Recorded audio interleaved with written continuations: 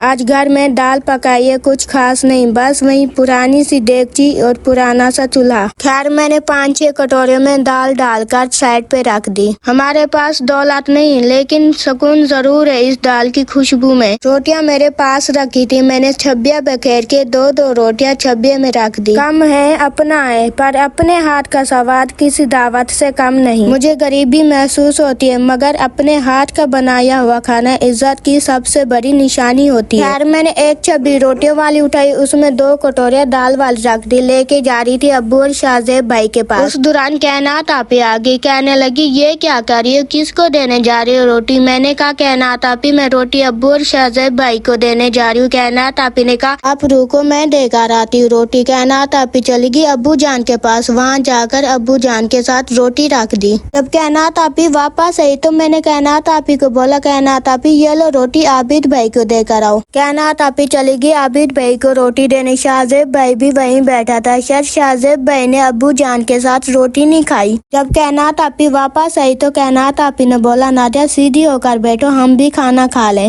خیر میں نے اور کائنات آپی نے بسم اللہ پڑھ کے کھانا شروع کیا۔